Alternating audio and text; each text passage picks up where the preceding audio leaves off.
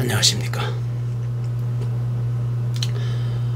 보통 우리 인생은 높은 산을 정복하는 것이 아니라 광야를 건너가는 것이다, 이렇게 말하곤 합니다.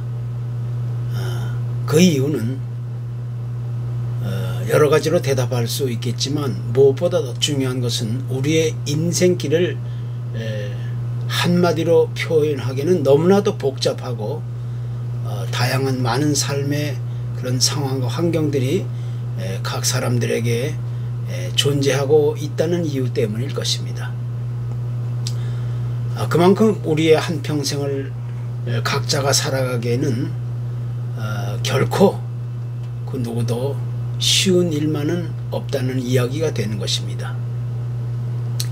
그래서 우리가 현재 살아가고 있는 세상을 흔히 이 광야에 비유하고 있는 것이고, 또 우리의 나그네 인생을 가리켜서 광야의 여정에 비유해서 말하고 있는 것입니다. 본래 성경에 나오는 이 광야에 대한 미드바르라고 하는 이 단어의 사전적인 의미는 말하다 라는 뜻에서 파생된 단어로서 도구로서의 입을 의미하고 있는 단어입니다. 그러니까 이 단어의 시작은 신의 광야에서 하나님이 모세에게 말씀하셨다는 데서부터 시작하고 있는 것입니다. 그런데 그 당시 이스라엘 백성들은 그곳 광야에서 하나님의 말씀을 듣게 되었다는 것입니다.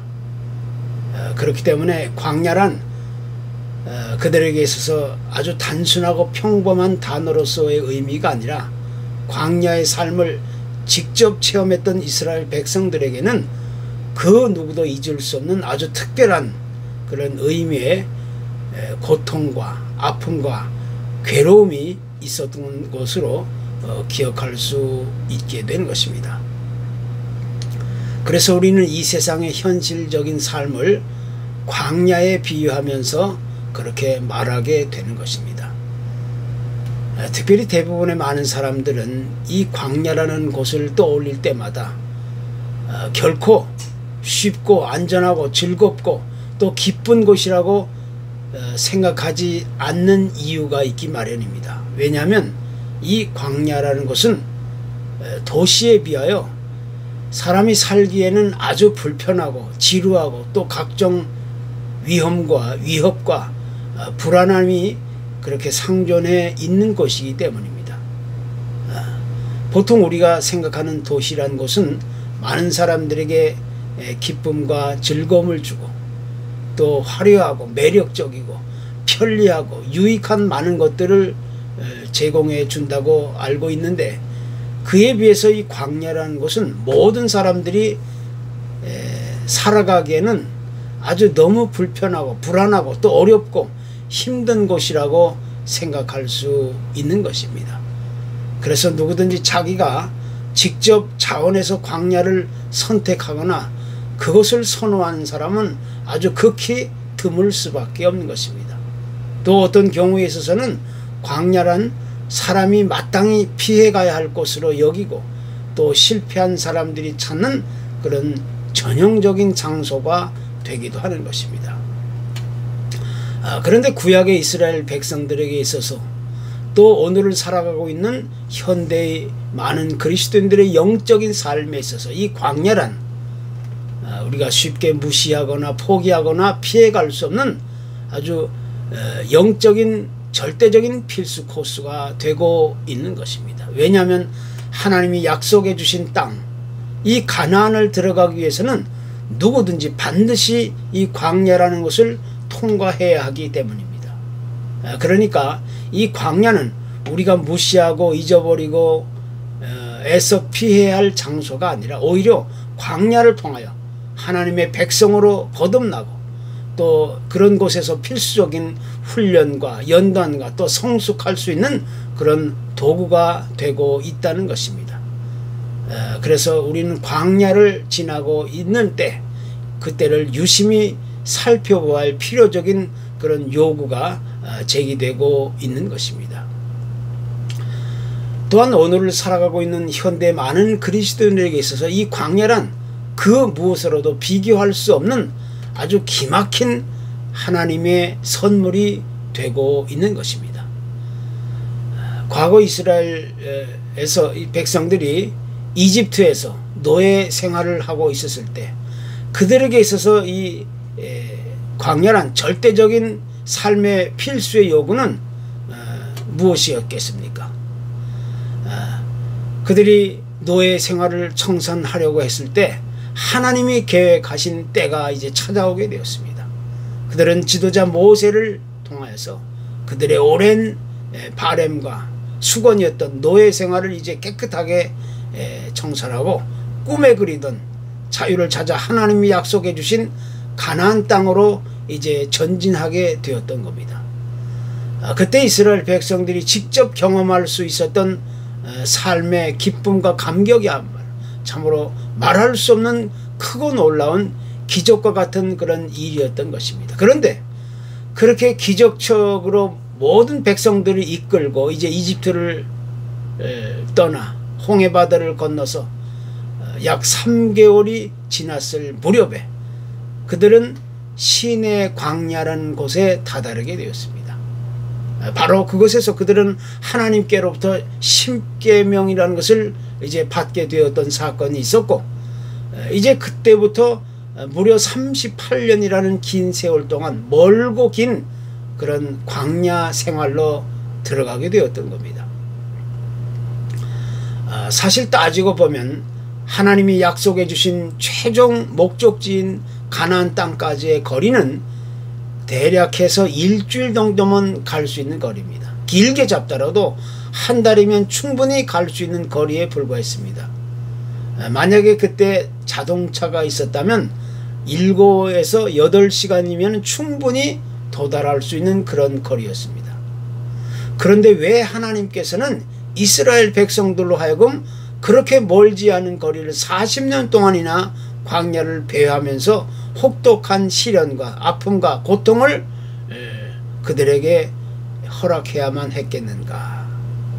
이렇게 생각할 때 하나님은 참으로 야속한 분이라고도 해석할 수 있게 되는 것입니다. 그렇다고 해서 그들의 광야 생활 40년의 세월이 그런대로 살만하다고 말할 수 있는 형편이 결코 아니었습니다. 그것은 누구에게도 두 번 다시 기억하고 싶지 않았던 참으로 차옥하고 혹독한 시련과 연단과 아픔과 고통의 연속이었습니다.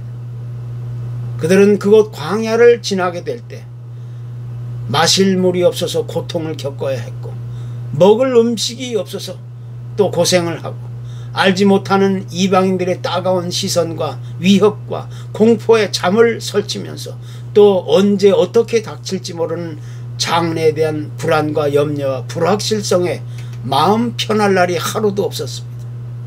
그것뿐만 아니라 이스라엘 백성 중 또 일부의 사람들은 차라리 이곳 광야에서 이렇게 힘들고 비참하게 지낼 바에 차라리 과거 이집트의 그 노예 생활로 다시 돌아가는 것이 좋겠다, 이렇게 고집 피우는 사람들도 있었습니다. 그래도 그곳에 가면 이집트에는 먹는 것만큼은 마음껏 먹을 수 있었지 않겠느냐, 이런 논리였습니다. 그러면서 그들은 지도자 모세를 몰아세우면서 하나님을 원망하고 불평하고 불만을 토해내기 시작했던 것입니다. 만약에 우리도 이와 같은 상황에 닥쳤다고 한다면 우리 역시 그들과 다를 것은 아무것도 없었을 것이라고 이렇게 이야기할 수가 있게 됩니다.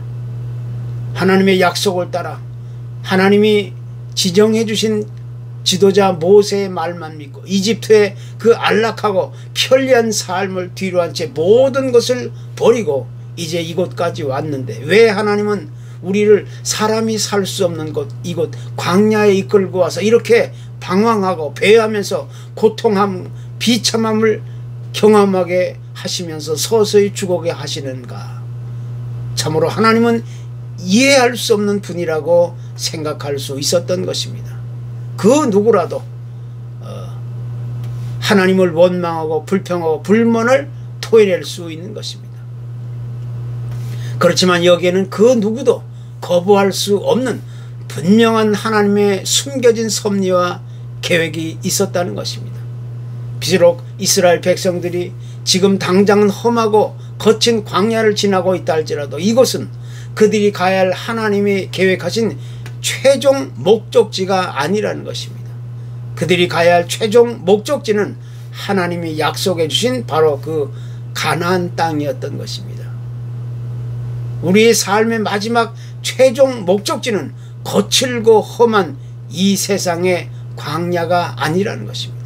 하나님이 이미 계획해 놓으신 영원한 생명과 안식이 기다리는 곳이라는 사실을 성경은 분명하게 선언해주고 있는 것입니다.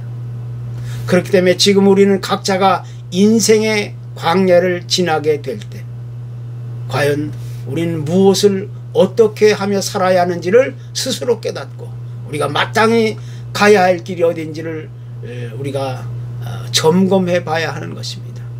이것이 우리가 광야를 지낼 때 반드시 기억해야 할 필수적인 삶의 핵심적인 요소가 될 수 있는 것입니다. 그래서 성경은 분명하게 오늘 이렇게 말씀하고 있습니다. 내 하나님 여호와께서 이 40년 동안에 내게 광야길을 걷게 하신 것을 기억하라. 이는 너를 낮추시며 너를 시험하사 내 마음이 어떠한지 그 명령을 지키는지 지키지 않는지 알려 하심이라. 아멘. 그러니까 이스라엘 백성들이 지금 당장은 거칠고 험한 그런 광야를 지난다 할지라도 거기에는 분명한 하나님이 계획하신 의도와 섭리가 있었다는 것입니다. 지금 우리가 어떤 상황과 환경과 처지에 또 문제에 놓여 있다 할지라도 내가 지금 혼자 감당하기에는 너무 어려울 만큼 힘들고 지치고 피곤하고 고된 삶을 살아간다 할지라도 거기에는 분명하게 하나님이 이미 계획하신 뜻이 있다는 것입니다. 바로 이것이 우리가 광야를 지날 때 반드시 지켜봐야 할 삶의 중요한 팩트가 되는 것입니다. 구약 욥기 24장에도 이런 고백이 있습니다.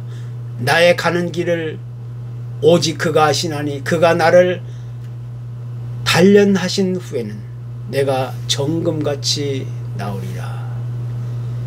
또 이런 말씀은 신약성경 야고보서에서도 있습니다. 내 형제들아 너희가 여러가지 시험을 만나거든 온전히 기쁘게 여기라. 이는 너희 믿음의 시련이 인내를 만들어내는 줄 너희가 알미라.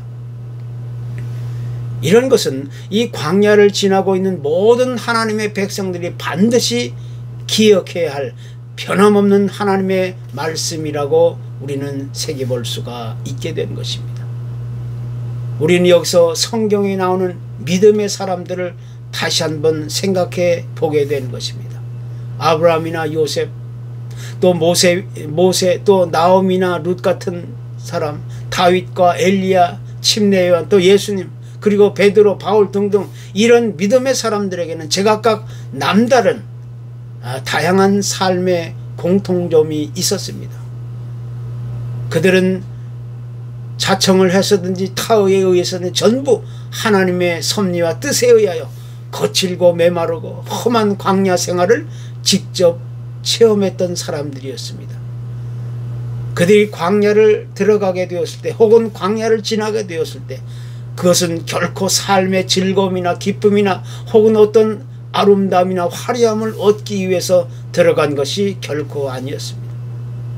그들은 한결같이 거칠고 험한 광야를 지나면서 하나님의 위대한 섭리를 깨닫게 되었고 그 안에서 하나님이 준비하신 연단과 훈련과 이 성숙의 과정을 거쳐가게 되었던 것입니다. 그래서 결과적으로는 그들이 인내함으로써 그 거친 광야를 지날 때 위대한 하나님의 사람으로 다시 태어날 수 있게 되었던 것입니다. 따라서 우리는 이 광야의 삶을 가리켜서 하나님의 위대한 선물이라고 해석하게 되는 이유가 바로 여기에 있는 것입니다. 그러니까 하나님의 경우에 있어서는 어떤 상황 속에라도 우리로 하여금 좀 더 편안하고 좀 더 안락하고 좀 더 여유롭고 좀 더 편리하고 안정된 삶 속에서 우리를 훈련시키는 것이 아니라 비록 지금은 아픔이 오고 고통이 오고 지치고 험한 삶의 길이 된다 할지라도 하나님은 그 거칠고 험한 광야를 지나게 하시면서 우리로 하여금 하나님의 온전한 사람으로 다시 태어나게 하시려는 것입니다. 또 하나님은 우리를 괴롭히고 떨게 하려고 시험하시는 것이 아니라 이 거칠고 험한 광야의 시험을 통해서 더 아름답고 풍성한 하나님의 성품을 가진 사람으로 다시 만들어가기 위한 하나님의 숨어있는 계획이 있기 때문이라는 것입니다. 흔히 거칠고 험한 광야를 말할 때마다 우리는 물이 없고 먹을 것도 없고 사람이 살 수 없는 희망을 찾아볼 수 없는 이 고독하고 외로운 곳, 좌절과 절망이 있는 곳 이렇게 쉽게 생각할 수가 있습니다. 그러나 한평생 나그네의 삶을 살아가다 보면 누구에게나 이렇게 거칠고 메마른 험악한 광야를 지날 때가 반드시 오게 되는 것입니다. 그러나 그것은 결코 그런 곳만은 아닙니다. 거기에도 하나님이 계신 곳이며 그곳에서 하나님은 우리와 함께하는 것이며 하나님이 우리에게 말씀하시는 곳입니다. 그래서 어렵고 힘든 시련과 역경과 고난을 믿음으로 올바로 극복한 사람마다 거기서 위대한 하나님의 성품을 닮아가게 된다는 것입니다. 이것이 곧 하나님의 위대한 섭리이고 계획임과 동시에 우리가 광야를 지날 때 반드시 점검해야 할 삶의 핵심적인 그런 가치가 되는 것입니다. 우리 인생은 누구에게나 거칠고 험하고 고달픈 광야가 있기 마련입니다. 그렇다면 과연 우리는 그 거친 광야를 올바로 어떻게 지나고 있습니까? 우리가 지금 어떤 종류의 광야를 지난다 할지라도 분명히 그곳에는 하나님이 계시고 또 하나님이 우리와 함께 하시면서 하나님의 뜻을 완성시켜 가시게 되는 것입니다. 그래서 우리가 광야를 지날 때 반드시 그것을 통하여 아름다운 축복의 열매가 맺어질 수 있기를 간절히 소원합니다. 감사합니다.